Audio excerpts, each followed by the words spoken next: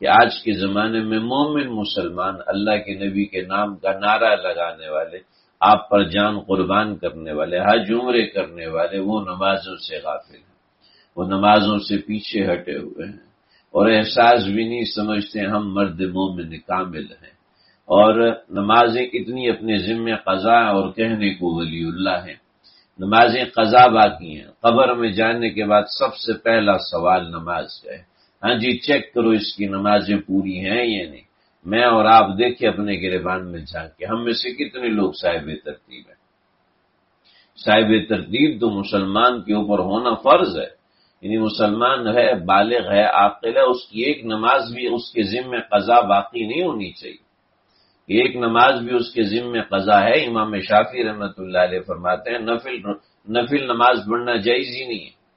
امام سب کہتے ہیں جائز ہے، امام شافعی کہتے ہیں کہ اس کا نفل پڑھنا جائز ہی نہیں ہے، کہ اگر اس کے ذمہ قضا ہے پہلے اپنی قضا پوری کرے پھر نفل پڑھے، یعنی یہ شخص رابطے والا ہے ہی نہیں، اس کا ضابطہ ہی پورا نہیں ہے، تو آپ کے ذمہ ہے، اگر نہیں پڑھی تو اس کی قضا لازم ہے۔ 10 سال نہیں پڑھی، 10 سال کی قضا کرنی پڑے گی، استغفار الگ ہے۔ 20 سال نہیں پڑھی، 20 سال کی قضا پڑھنی پڑے گی، استغفار الگ ہے۔ بوڑھے ہو گئے، نمازیں ذمہ ہیں اور اب نماز پڑھ نہیں سکتا تو اس کا فدیہ دے گا، کہ نماز کا فدیہ میرے ذمہ ہے، کہ فرائض اپنے ذمہ سے، جو اولاد کے لیے پیسے چھوڑ کے جو جا رہے ہیں، کروڑوں چھوڑ کے جو رہے ہیں، کئی بنگلور چھوڑ کے جا رہے ہیں، لیکن نماز کا فدیہ ادا کرنے کی توفیق نہیں ہے، نماز کی توفیق نہیں۔ یہ نماز رمضان جانے پٹھان جانے، یہ کیا ہے؟ یعنی یہ انہی کا ذمہ ہے۔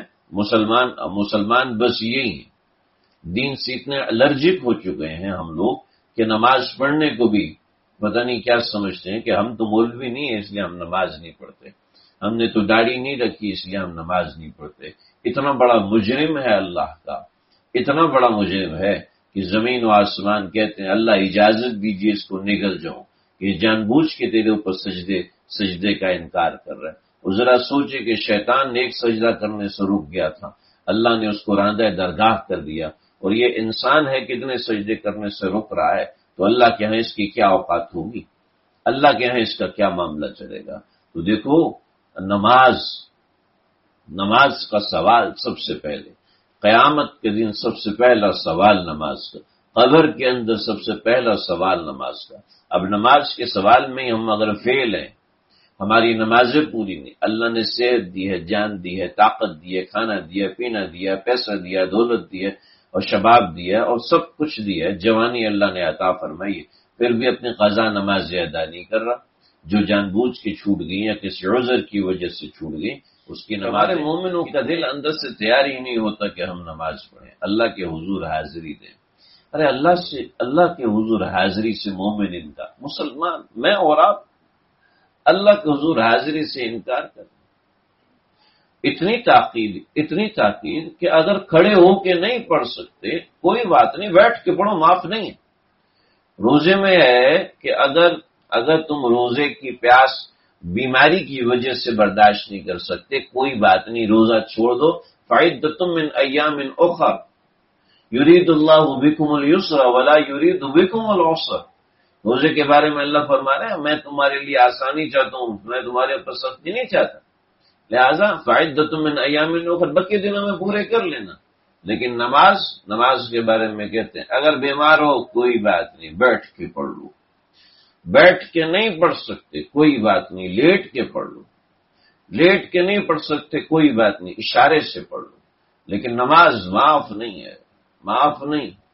اور اگر ایسے تھے کہ نماز نہیں پڑھ سکے تو بعد میں اس کی قضا کرو، لیکن پڑھو، لیکن اس کے ساتھ استغفار کرو، اللہ سے معافی مانگو۔ عمریں ہو گئی 40 سال، 50 سال، 30 سال، 35 سال، ابھی تک اگر ہم صاحب ترتیب نہیں ہیں تو ہم کون سے مسلمان، ہم کون سی ولایت کی کوشش کریں؟ صاحب ترتیب کون ہوتا ہے؟ صاحب ترتیب وہ شخص ہوتا ہے جس کے ذمے ایک نماز بھی قضا نہیں ہے۔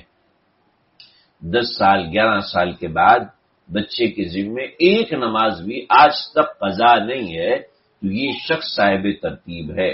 اب چاہے 20 سال کا ہے، چاہے 25 سال کا ہے، چاہے 30 سال کا ہے، چاہے 50 سال کا ہے، چاہے 60 سال کا، اور یہ صاحب ترتیب بننا تو ہمارے ذمے لازم ہے۔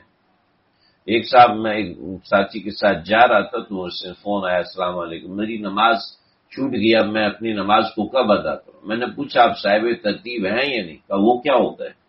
میں نے کہا صاحب ترتیب یہ ہوتا ہے کہ جس کے ذمے ایک نماز بھی قضا نہیں، کہا تو نہیں قضا تو بہت ساری۔ میں نے کہا دیکھو بھائی کتنی لاپرواہی سے کہہ رہے ہو، اگر کل اللہ نے بلا لیا تو کیا اس حالت میں جانے کو تیار ہو؟ اندازہ لگائیں، ہماری خواتین، ہمارے مرد حضرات یہ اندازہ لگائیں کہ بالغ ہونے کے بعد میری کتنی نمازیں میرے ذمہ قضا ہیں، اور پھر ان کو ایک ایک کر کے ادا کرنا شروع کریں۔ جب ایک ایک کر کے ادا کریں گے تو پھر وہ نمازیں پوری ہوں گی کہ اس شخص کے ذمہ ایک نماز بھی باقی نہ رہے۔ جب ایک نماز بھی باقی نہ رہے تو یہ شخص صاحب ترتیب ہے۔ اب ایسے شخص کی اگر ایک نماز چھوٹ گئی ہے تو اب اس کو پہلے وہ نماز ادا کر دینا چاہیے، اس کے بعد دیگر نماز۔ یہ جو نوجوان ہے یہ صاحب ترتیب رہ سکتے ہیں، اور جو بڑی عمر کے لوگ ہیں اگر وہ صاحب ترتیب نہیں ہے تو اپنی قضا نمازیں ادا کریں، اپنی قضا نمازیں مت چھوڑیں، نہ جانے اللہ کب بلا لے، نہ جانے اللہ کے حضور کب حاضری ہو جائے۔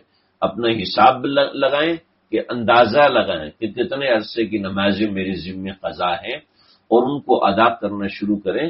ایک خاتون الحمدللہ میرے ہاتھ پہ بیعت ہوئی اور انہوں نے میرے سے تعلق کے بعد سب سے پہلی مرتبہ نماز شروع کی۔ رمضان سے کچھ عرصہ پہلے بیعت ہوئی اور کہا آج تک میں نے کبھی نماز نہیں پڑھی، کیسے پڑھنی ہے یہ وہ کرتے کرتے انہوں نے نماز پڑھی، پھر نماز پڑھی الحمدللہ، حج بھی الحمدللہ ہمارے ساتھ کیا انہوں نے، لیکن حج سے پہلے ان سے یعنی تعلق بنا کوئی 2013-14 میں نے ان سے کہا اپنی نمازیں پوری کریں۔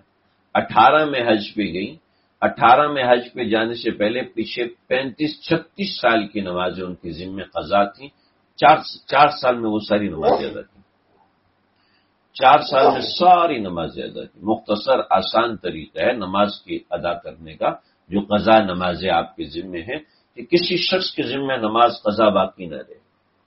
کوئی مسلمان ایسا نہ ہو کہ جس کے ذمہ نماز قضا باقی نہ رہے۔